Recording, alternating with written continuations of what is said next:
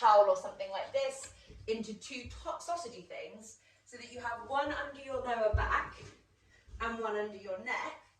If you don't have these to hand, don't worry about it, because for most people they don't need these.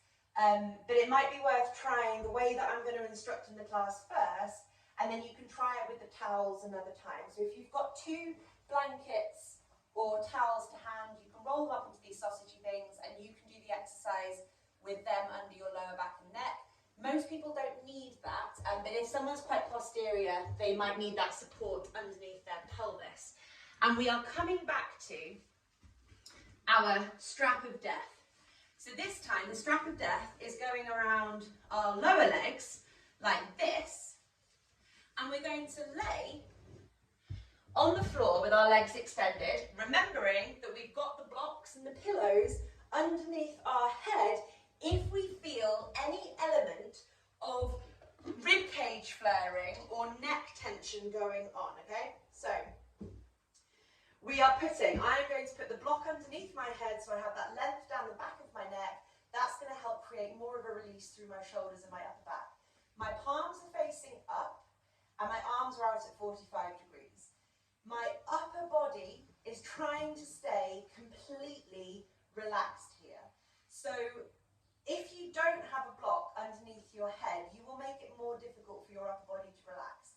You want to feel like the bottom of your ribs are grounded on the floor throughout the exercise, but you will have a slight arch in your lower back. So arch in the back is fine, but the rib cage lifting up off the floor is not. And if you have that happening, then please do put something or more than one thing underneath your head so that you get the grounding through the rib cage. Your legs are extending out in front of you, and we're going to bring in a few concepts of things that we've already done in other exercises so far. So we are pulling back through the tops of our feet, not our toes, the tops of our feet. And as we pull back through the tops of our feet, we're making sure that the calves do not lift up off the floor. So dorsiflexing the feet, if you've got tight calves, is going to make your knees want to lift up. You are trying to pin the knees down so that the calves stay grounded. When you look at your feet, I want you to ask yourself, are my toes wider than my ankles? So are you splaying your feet out to the side, or do I have my feet in that parallel position where the outside edge of my feet are kind of facing up towards the ceiling, or am I splaying my feet? Because we want your feet to be parallel. You're not using your feet to push out against the strap, You're using your calves, okay? So the feet should stay parallel, and if you had a wall on either side of your feet, it would be even along the outside edge of them. The toes would not be touching the wall before the ankles would do. So the feet pull back, the calves stay on the floor. You're imagining that you're making sure that the feet stay parallel, using the strap to make your feet stay parallel, but you're not leading with your toes and your kind of ankles. And tell me afterwards when we have some questions if that makes sense. You're trying to relax your belly, relax your rib cage, your arms, your shoulders, your neck, etc., your jaw, focusing on the breath.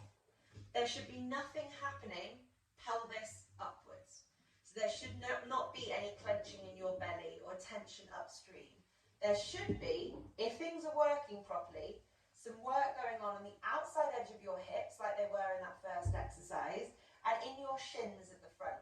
So your muscles in the front of your legs, your kind of shin muscles, tibialis anterior, amongst some others, are what are responsible for this dorsiflexion of the feet, which many people are very, very weak in. The final thing I want you to think about, and I will run you through it all again, is whether or not you're scooping your big toes up towards you. So I see a lot of people where their big toes, and I'm demonstrating this on the screen if you are interested, there's also on the camera for the recording, but lots of people bring their big toes to be closer to them than the fifth toe. So the fifth toe is kind of angled away and the big toes are scooping towards them. You need to think about the outside edge of your feet pulling back as much as you do the inside edge, and that's going to make it significantly harder for most people. We're going to stay here for another just over 2 minutes to make it to 3 minutes total. Upper body relaxed, palms facing up, the bottom of the rib cage stays Your feet are dorsiflexed. The outside edge of the feet pull back as much as the big toes, and your feet stay parallel so that the toes are not wider than the ankles. We're trying to keep the calves on the floor, and we should be feeling this in the fronts of our shins and the sides of our hips if we are able to maintain enough of the squeeze out against the strap. You also have the option to do this with a towel, a rolled up towel or blanket underneath your lower back and your neck, which for some people might be a more beneficial way of doing this. So for me, I think this way is better for my body, but for some people, having the towel underneath their pelvis helps support their body in a slightly more engaged pelvic position, whereas I have the opposite problem. We've got just over a minute. Keep focusing on the feet. It might be hard not to focus on the feet because they will be the thing that is hopefully burning the most. In this position, as the feet wake up and as the shins wake up and the calves are stretching, what we are effectively doing is we're grounding ourselves down into our feet and we're pulling the hips into extension. So it might be that the longer that you're laying here, you feel like your rib cage is wanting to lift up more and the lower back's getting more tense, and that tells you at the moment this is too much hip extension for you. But hopefully for most people, as the feet and shins are burning on fire, you're starting to notice that actually, yeah, my rib cage is grounding a little bit more. Perhaps I feel a little bit of a stretch through the front of my hips, as well as some burning on the outside edge of the hips, provided that we haven't forgotten to keep squeezing out against the strap. So we've got just over 20 seconds left here. It's all about the feet, this position. It's all about what your feet are doing as to what the rest of your body will do and how it will relax off. So I'm definitely feeling quite a lot different in my upper body. Rib cage is grounding more. The front of my tight right hip is getting a bit of a stretch, which is good. 4, 3, 2, and 1. Okay. We're going to extricate ourselves from that position and we're going to do our standing assessment and just to see how we feel